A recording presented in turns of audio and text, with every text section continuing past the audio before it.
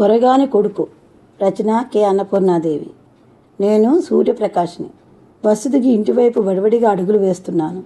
కారుతున్న కన్నీళ్ళ కారణం కావచ్చు, దారి అంతా మసకమసగ్గా కనిపిస్తోంది. ప్రతి అడుగు భారంగా పడుతోంది. ఇంటి దగ్గరికి వచ్చేశాను.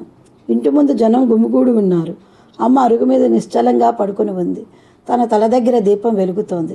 అమ్మ మొహంలోకి తదేకంగా చూస్తూ కూర్చున్నాను. అమ్మ నన్ను నిలదీస్తున్నట్టుగా అనిపిస్తోంది. గిల్టీగా ఉంది. అమ్మని అనాథగా వదిలేసిన నన్ను నేను క్షమించుకోలేకుండా ఉన్నాను. అత్తయ్య నా దగ్గరికి వచ్చి కూర్చుంది. నా చేతిని తన చేతిలోకి తీసుకొని నిమురుతూ తనలో తను మాట్లాడుకుంటున్నట్టుగా చెబుతోంది. మీ అమ్మకి ఎప్పుడూ నీ జాసే. నువ్వు ఎప్పుడెప్పుడు వస్తావా అని ఎదురు చూస్తూ ఉండేది. మనవడు కోడలు తన కళ్ళ ముందు తిరుగుతూ ఉండాలని తాతహలాడేది.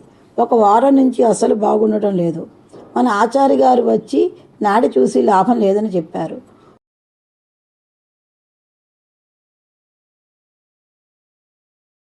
మూడు రోజుల నుంచి స్పృహలో లేదు. నీకు ఎన్నిసార్లు ఫోన్ చేశామో ఎవరూ ఎత్తలేదు. చివరి చూపుకైనా అందుతావో లేదోనని చాలా భయపడ్డాను.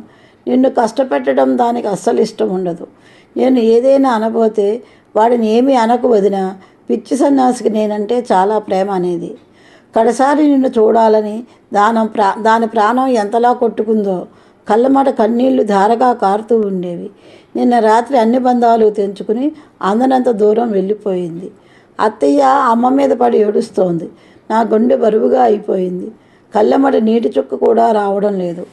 అందరికేసి చూసే ధైర్యం కూడా లేదు. తల వంచుకుని కూర్చున్నాను. అందరూ నన్నే చూస్తున్నట్లు, నా గురించే మాట్లాడుకుంటున్నట్టు అనిపిస్తోంది. ఎవరెవరో వస్తున్నారు. అమ్మ గురించి ఏవేవో చెబుతున్నారు. నాకేమీ తెలియటం లేదు. అయోమయంగా చూస్తూ కూర్చున్నాను. జరగాల్సిన తతంగమంతా వాళ్ళే జరిపిస్తున్నారు. నేను యాంత్రికంగా మాట్లాడకుండా వాళ్ళు చెప్పింది చేశాను. ఎవరితోటి ఏమీ మాట్లాడలేదు. కాసేపు ఉండి భోజనాలు చేసి అందరూ వెళ్ళిపోయారు. సాయంత్రం 6 గంటలు అయి ఉంటుంది. అలాగే కూర్చుని శూన్యంలోకి చూస్తూ కూర్చున్నాను. అత్తయ్య తలుపు తోసుకొని లోపలికి వచ్చి లైట్ వేసింది. తెచ్చిన కాఫీ గ్లాస్ నా చేతిలో పెట్టి ఎదురుగుండా ఉన్న కుర్చీని నా దగ్గరికి జరుపుకుని కూర్చుంది. ఆ సూర్యుడిని ఆరాధించడం వల్ల నువ్వు పుట్టావని, తన జీవితానికి వెలుగు నువ్వేనని నీకు సూర్యప్రకాష్ అని పేరు పెట్టింది. ఎన్ని కష్టాలనైనా ఎదిరించి నీ కోసం బతికింది. ఇక ఒంటరిగా ఉండలేక కడతేరిపోయింది. గతం గతః, మిగిలిన కార్యక్రమం ఎలా జరగాలో ఆలోచించు అంది. నువ్వు ఎలా అనుకుంటే అలా జరిపించు, డబ్బుకు ఆలోచించకు అన్నాను. మీ ఆవిడ పిల్లాడు వస్తారా అంది. అడ్డంగా తల ఊపాను.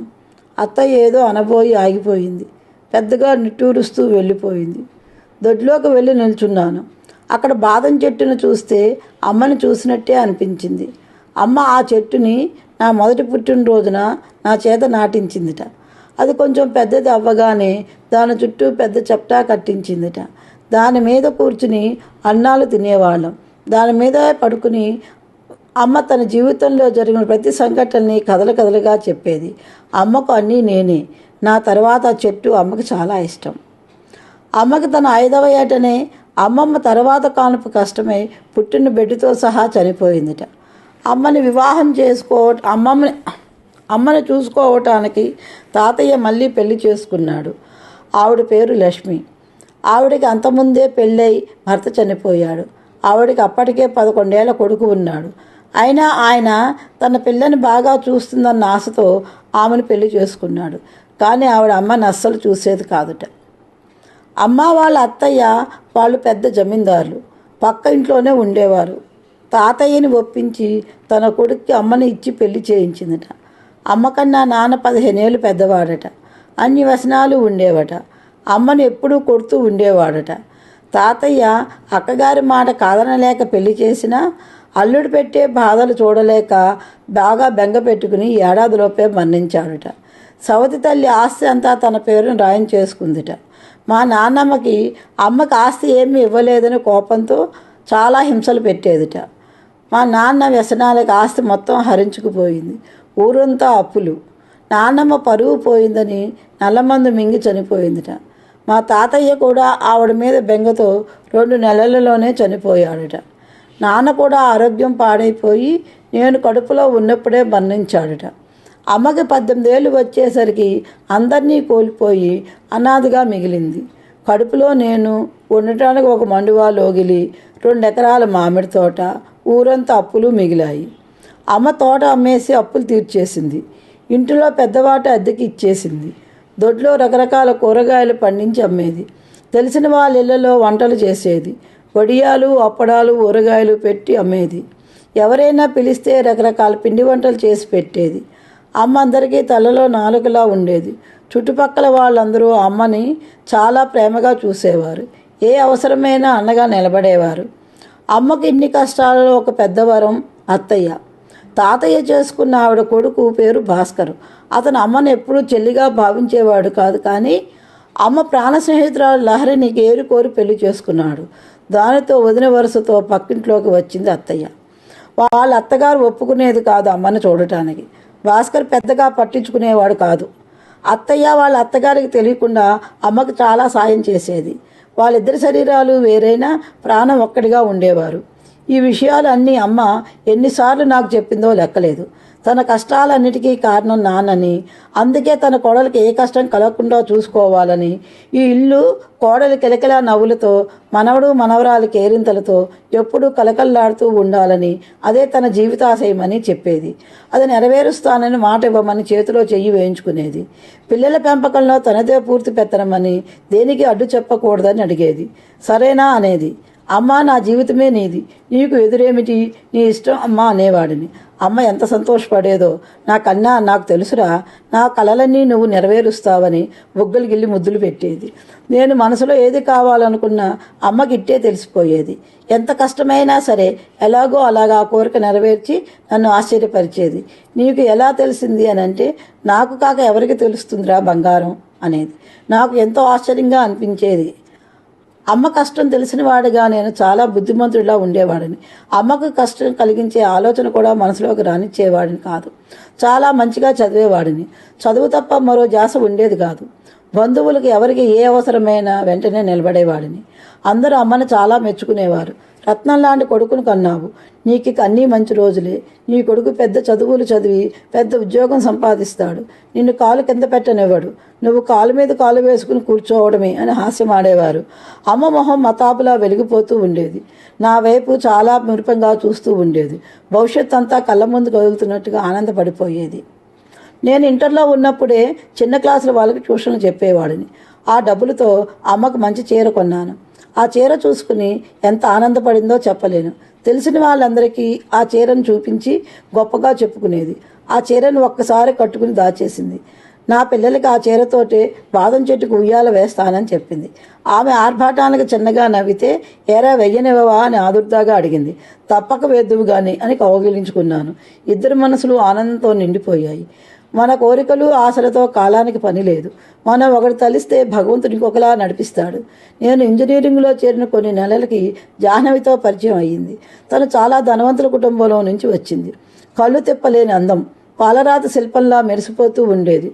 తనకి దూరంగా ఉండాలని చాలా ప్రయత్నించేవాడిని. కానీ తను మరింత దగ్గరగా వస్తూ ఉండేది. అస్సలు వదిలేది కాదు. 4th ఇయర్ చివరిలో పెళ్లి చేసుకుందామా అని అడిగింది. నక్కకు నాగలోకానికి ఉన్న దూరం మన మధ్య ఉందని చెప్పాను. కానీ తను ఒప్పుకోలేదు. తనని, తన ఆస్తిని జాగ్రత్తగా చూసుకోగలవాడినని, తనకు ఆ నమ్మకం ఉందని, తన మాట వాళ్ళ అమ్మా నాన్న కాదనని చెప్పింది. నేనంటే ఇష్టమేనా అని అడిగింది. తనంటే ఇష్టం కాదు, ప్రాణమని చెప్పాను. తనకి నేను, నాకు తను, మన ఇద్దరి మధ్యకు ఎవరిని రానివ్వనని ఒట్టి వేయించుకుంది. పరీక్షలు అవ్వగానే పెళ్లి చేసుకుందామని చెప్పింది. మర్నాడు ఉదయమే వాళ్ళ నాన్నగారు మా ఇంటికి వచ్చారు. అమ్మకి విషయం తెలియక కంగారు పడింది. కానీ నా మొహంలో కనిపిస్తున్న ఆనందం గ్రహించింది.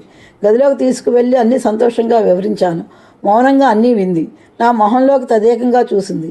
బయటికి వచ్చి కూర్చుంది. ఆయన ఏకదాటిగా తన ఆస్తుల వివరాలు, తన ఒక్కగానొక్క కూతురు గురించి, కొడుకైనా అల్లుడైనా నేనేనని, పెళ్ళైన క్షణం నుంచి నేను చేయవలసిన పనులు, బాధ్యతల గురించి చెప్తున్నాడు. అమ్మ అన్నీ విని మరేమీ మాట్లాడకుండా అంగీకారం తెలిపింది. నేను సంతోషంతో అమ్మను ఎత్తుకుని గిరగిరా తిప్పేశాను. అమ్మ మొహంలో అంత సంతోషం కనిపించలేదు. అమ్మకి ఇష్టం లేదా అని అనుమానం వచ్చింది. కానీ దాని మనసులోనే అణిచివేశాను. శ్రీరామ్ మోకాలు అడ్డేవారు ఉంటారా అనుకున్నాను. ఇక నుంచి అన్నీ మంచి రోజులే, ఎటువంటి ఇబ్బందులు ఉండవు అనుకున్నాను. నా కోరిక నీకు ముందే తెలుస్తుంది కదా అన్నాను. అమ్మ చిరునవ్వు నవ్వి, నీ సంతోషమే నా సంతోషం రాని తల నిమిరి వెళ్ళిపోయింది. పెళ్లి అంగరంగ వైభవంగా జరిగింది. పెళ్లికి ముందు మా మామగారు అమ్మని, మీ బంధువులు ఎవరైనా ఉన్నారా, పిలవాలా అని అడిగారు. అమ్మ ఎవరూ లేరని చెప్పింది. అమ్మ నేను మాత్రమే వెళ్ళాము. పెళ్లి తర్వాత కార్యక్రమాలన్నీ అక్కడే జరిపించారు. అమ్మ మా అత్తగారి దగ్గరికి వెళ్ళి అమ్మాయిని కాపురానికి ఎప్పుడు పంపుతారని అడిగింది. మా అమ్మాయి ఆ వాతావరణంలో ఉండలేదు, మీరే ఒక 4 రోజులు ఇక్కడ ఉండి వెళ్ళండి, అబ్బాయి ఆఫీస్కి వెళ్ళాలి కదా అందుట. అమ్మకి పరిస్థితి మొత్తం అర్థమైపోయింది. మన్నాడు అమ్మ ఊరికి ప్రయాణం అయ్యింది. నేను వస్తానమ్మా నేను దింపటానికి అన్నాను. జాహ్నవి మీరెందుకండి, డ్రైవర్ జాగ్రత్తగా దింపి వస్తారు, మీరు రేపటి నుంచి ఆఫీస్కి వెళ్ళాలి కదా అంది. అమ్మ నెమ్మదిగా నా దగ్గరికి వచ్చి భుజం మీద చెయ్యి వేసి, పర్వాలేదు నాన్న, నేను వెళ్తాను, నీ భార్యని నీ అత్తమామల్ని జాగ్రత్తగా చూసుకో, కోడల్ని ఏ విషయంలోనూ బాధ పెట్టకు, నా కోసం ఆలోచించకు, నువ్వు ఎప్పుడూ సంతోషంగా ఉండాలి, అదే నా కోరిక అని మెల్లగా కారు ఎక్కి వెళ్ళిపోయింది. నేను జాహ్నవి కేసు చూశాను. తను నన్నే తదేకంగా చూస్తోంది. తన కన్నుల్లో కనిపిస్తున్న ఆరాధనను చూసి మైమర్చిపోయాను. అమ్మకి ఫోను వాడే అలవాటు లేదు, అందుకే ఆవిడ దగ్గర ఫోను కూడా లేదు. నాకు ఉత్తరాలు రాసే తీరిక లేదు. అమ్మ సమాచారం ఏమీ లేకుండానే రోజులు గడిచిపోతున్నాయి. ఎంతమంది పని వాళ్ళు ఉన్నా జాహ్నవి నా పనులన్నీ తనే స్వయంగా చూసుకునేది. నోరు తెరిచి అడగాల్సిన అవసరం రానిచ్చేది కాదు. నా ఆరోగ్యం మీద కూడా చాలా శ్రద్ధ చూపించేది. మార్నింగ్ వాక్కి, జిమ్కి నాతో పాటు తను వచ్చేది. డైట్ మెనూ చాలా జాగ్రత్తగా ఫాలో అయ్యేది. ఆఫీస్ నుంచి వచ్చేసరికి చక్కగా రెడీ అయ్యి ఎదురు చూస్తూ ఉండేది. ఆఫీస్ చికాకుల్ని ఇంటికి రానిచ్చేది కాదు. ఏదైనా అవసరమైతే తనే ఆఫీస్కి వచ్చి సరిచేసేది. సినిమాలు, షాపింగ్లు, పార్టీలు, చాలా హడావుడిగా కాలం గడిచిపోతోంది. సమయం దొరికినప్పుడల్లా ఏదో ఒక టూర్ ప్లాన్ చేసేది. మా ఇద్దరి మధ్యలోకి ఇంకొక మనిషిని రానిచ్చేది కాదు. డబ్బుకు కొదవలేని జీవితం ఎంతో సంతోషంగా సాగిపోతోంది. కానీ అమ్మ గురించి ఆలోచన మనసులో మెదులుతూనే ఉండేవి. అమ్మ గురించి మాట్లాడితే తన మొహంలో రంగులు మారిపోయేవి. దానికి భయపడి అమ్మ ప్రస్తావన తన దగ్గర తెచ్చేవాడిని కాదు. ఒకరోజు నిద్ర లేచి కిందకి వచ్చేసరికి అమ్మ హాలులో కూర్చుని ఉంది. అమ్మను సడన్గా చూసి ఆనందంలో మాట రాలేదు. ఒక అంగులో వెళ్ళి అమ్మ చేతిలో వాలిపోయాను. అమ్మ వీపు నిమురుతూ ఉండిపోయింది. ఆవిడ కళ్ళమ్మట నీళ్లు ప్రవాహంలా బొగ్గల మించి కారిపోతున్నాయి. గొంతు పెగలటం లేదు. కొంచెం సేపటికి తేరుకుని కన్నీళ్లు తుడుచుకుంటూ, నిన్ను చూసి 2 ఏళ్ళు దాటిపోయింది, వెంగగా అనిపించింది, అందుకే బయలుదేరి వచ్చాను అని చెబుతూనే తను తెచ్చిన పూతరేకులు, మినప సున్నుండలు, జంతికలు అన్నీ తీసి బల్ల మీద పెట్టింది. అమ్మ చేసినవి అమృతంలా ఉంటాయి, అవి నాకు చాలా ఇష్టం. ఒక మినప సున్నుండ తీసి నోట్లో పెట్టబోయింది. నేను ఆతృతగా నోరు తెరిచాను. అంతే, జాహ్నవి ఒక కేక పెట్టింది. ఏమిటి మీరు చేస్తున్న పని? మనం డైట్లో ఉన్నామన్న స్పృహ కూడా లేదా? డాక్టర్ ఏమి చెప్పాడు మీకు? కొలెస్ట్రాల్ ఎక్కువ ఉందని, స్వీట్లు ఏమీ తినవద్దని చెప్పారు కదా అంటూనే ఆ సున్నుండని డస్ట్బిన్లో పడేసింది. మా ఇంట్లో అందరం డైట్లో ఉన్నాం, ఇలాంటివి ఎవరం తినం అని డ్రైవర్ని పిలిచి అన్నీ తీసుకువెళ్ళిపోమంది. అమ్మ కిన్నురాలైపోయింది. వస్తున్న కన్నీటి నాపుకుంటూ గదిలోకి వెళ్ళిపోయింది. నేను వెనకాలే వెళ్ళపోయాను. జాహ్నవి దగ్గరికి వచ్చి, డార్లింగ్, ఈరోజు బోర్డు మీటింగ్ ఉంది కదా, నువ్వు తొందరగా వెళ్ళాలి, వెళ్ళి తెములు అంది. మాట్లాడకుండా తెములు ఆఫీస్కి వెళ్ళిపోయాను. ఆఫీసులో బాగా లేట్ అయ్యింది. 8ంటికి ఇంటికి వచ్చాను. వచ్చేసరికి అమ్మ పెట్టి పట్టుకుని హాల్లో కూర్చుని ఉంది. అప్పుడే ప్రయాణం ఏమిటమ్మా అని ఆందోళనగా అడిగాను. జాహ్నవి ఒక వెండి పళ్ళెంలో పట్టుచీర 5,000 రూపాయలు పెట్టి తీసుకువచ్చి, నేను అదే చెప్పాను కొన్ని రోజులు ఉండి వెళ్ళమని, నాకు ఇక్కడ ఏమీ తోచదంటున్నారు, పెద్దావిడిని కష్టపెట్టడం ఎందుకని నేను సరే అన్నాను. రండి దండం పెడదామనింది. నిద్రలో నడుస్తున్నట్టుగా వెళ్ళి దండం పెట్టాను. అమ్మ చీర ఒక్కటి తీసి లోపల పెట్టుకుంది. జాహ్నవి డబ్బులు చేతిలో పెట్టబోయింది. అమ్మ తీసుకోలేదు. ఆమె చేతల్లో ఆత్మాభిమానం కనిపిస్తోంది. నాకు ఏమి మాట్లాడాలో అర్థం కాలేదు. అమ్మ చేతుల్లో మొహం దాచుకున్నాను. కన్నీటి తడి అమ్మకు తెలుస్తోంది. అమ్మ తల నిమిరి వీపు తట్టి పెట్టి తీసుకుంది. అమ్మని కారు ఎక్కించి చెయ్యి ఊపుతూ ఉండిపోయాను. కారు కనుమరుగవగానే నా రూమ్లోకి వెళ్ళి తలుపులు వేసుకున్నాను. దుఃఖం తన్నుకు వస్తోంది. ఇన్ని రోజుల తర్వాత వచ్చిన అమ్మతో ఒక్క మాట కూడా మాట్లాడలేకపోయాను. నా మీద నాకే కోపంగా ఉంది. ఏ విషయంలోనూ జాహ్నవిని మందలించలేని నా అసహాయత మీద అసహ్యంగా ఉంది. నా జీవితం నా చేతుల్లో నుంచి ఎంతగా జారిపోయిందో అర్థమైంది.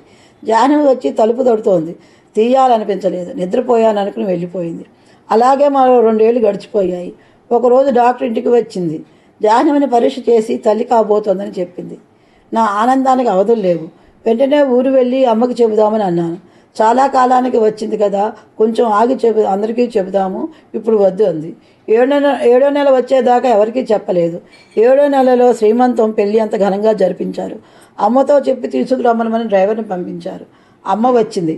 అమ్మ మొహంలో అంత ఆనందం కనిపించలేదు. పురిటి దాకా ఉండమని అమ్మని బతిమాలాను, కానీ అమ్మ ఉండలేదు. పురుడు టైంకి వస్తానని చెప్పి వెళ్ళిపోయింది. అమ్మకి కోపం వచ్చిందేమోనని అనుకున్నాను, కానీ తన హద్దులు తెలుసుకుని ఆచితూచి ప్రవర్తిస్తోందని తెలుసుకోలేకపోయాను. అమ్మ పురుడికి కొన్ని రోజుల ముందుగానే వచ్చింది. 8వ నెల నుంచి ఒక నర్సుని ఇంట్లో ఉంచారు. అమ్మ ఏది చెప్పపోయినా ఆ నర్సు నాకు తెలుసమ్మా, నేను చూసుకుంటాను అనేది. అమ్మ అప్పటి నుంచి దేనిలోనూ కల్పించుకునేది కాదు. ఎక్కువగా గది నుంచి బయటికి వచ్చేది కాదు. బాబు పుట్టాడు. అమ్మ ఇదివరకు చెప్పిన మాటలన్నీ గుర్తుకు వచ్చి బాబుని అమ్మకు ఇవ్వబోయాను. జాహ్నవి బాబుని అస్తమానం ఎత్తుకోవద్దు, వాడు మనకి అలవాటైతే ఆయా దగ్గర ఉండడు. ఆయా వాడిని చూసుకుంటే నేను మిమ్మల్ని చూసుకోగలను. నాకు మీరు చంటిపిల్లాడేగా గారం పోతూ మాట్లాడుతోంది. అమ్మ బాబుని అందుకోబోయింది, కాస్త ఆగిపోయింది. తర్వాత అమ్మ బాబుకు 3 నెలలు వచ్చేదాకా ఉంది, కానీ బాబుని ఒక్కసారి కూడా ఎత్తుకోలేదు. ఆయా బాబుని పెంచుతుంటే దూరం నుంచి చూస్తూ ఉండేది. ఆవిడ కళ్ళల్లో కనిపించే బాధని అర్థం చేసుకున్న నేను ఏమీ చేయలేక ఊరు వెళ్ళాలనుకుంటే వెళ్ళు అమ్మా అన్నాను. బాబుకు ఉయ్యాలు వేయటానికి దాచిన చీరను ఆయాను కట్టుకోమని ఇచ్చేసింది. మర్నాడు ఊరికి ప్రయాణమైంది. నేను అమ్మను పట్టుకుని వెక్కి వెక్కి ఏడ్చాను. అమ్మ నన్ను గుండెలకు హత్తుకుని ఓదారుస్తూ, నువ్వు బాధపడకురా, భగవంతుడు అందరికీ అన్ని కోరికలు తీర్చడు. నాలాంటి అభాగ్యులు చాలామంది ఉంటారు. నువ్వు సంతోషంగా ఉండు. కోడలు పిల్లాడు నువ్వు ఎంత సంతోషంగా ఉంటే నాకు అంత ఆనందం. నేను ఎక్కడ ఉన్నా ఇదే కోరుకుంటానని వెళ్ళిపోయింది. అదే నేను అమ్మతో ఆఖరిసారి మాట్లాడటం. ఈ విధంగా మళ్ళీ ఈ ఊరు వచ్చాను. అమ్మ పోయిందని కబురు రాగానే జాహ్నవిని బయలుదేరమన్నాను. బాబుకి బాగా జ్వరంగా ఉందని రాలేనంది. అమ్మ ఉండగా తీసుకువెళ్ళలేకపోయాను. ఇప్పుడు అవసరం లేదనిపించింది. ఒక్కడనే వచ్చేశాను. బాదం చెట్టు దగ్గరికి వెళ్ళి నిల్చున్నాను. అమ్మ చేతులు చాచి పిలుస్తున్నట్టుగా అనిపించింది. ఆ బాదం చెట్టును కౌగిలించుకుని బావురుమని ఏడ్చాను. మనసులోని బాధ, నా చేతకానితనం అమ్మకు అర్థమయ్యేటట్టు ఏడుస్తూనే ఉన్నాను. ఏడిచి అలసిపోయి ఆ చప్టా మీదే నిద్రపోయాను. అమ్మ తన ఒడిలోకి తీసుకొని తల నిమురుతూ ఏవేవో కబురు చెబుతోంది. అమ్మ ఎంత సంతోషంగానో ఉంది. కాకుల అరుపులకు మెలకువ వచ్చింది. తెలతెలవారుతోంది. తేలికపడిన మనసుతో అత్తయ్య వాళ్ళ ఇంటికి వెళ్ళాను. అత్తయ్య సలహా మేరకు అమ్మ కార్యక్రమాలన్నీ మనస్ఫూర్తిగా పూర్తి చేశాను. అమ్మ పైనుంచి నన్ను చూసి నవ్వుతూ ఆశీర్వదిస్తోంది. అమ్మకి అన్న విధాలా అండదండలుగా ఉన్న అత్తయ్యకి ఆ ఇల్లు రాసి ఇచ్చేశాను. అమ్మ కోరిక తీరేటట్టుగా నా భార్య మాట జవదాటకుండా పిల్లాడితో సంతోషంగా జీవితం సాగించేందుకు మా మామగారింటికి ప్రయాణమైపోయాను. ఒంటరిగా కాదు, అమ్మ చిరునవ్వు రూపాన్ని తోడుగా మనసు నిండా నింపుకుని. సూర్యప్రకాష్ లాంటి కొరగాని కొడుకులు ఎందరో ఈ సమాజంలో. ఏ ఒక్కరి మనసైనా ఈ కథతో పరివర్తన చెందితే ఈ కథ ధన్యం.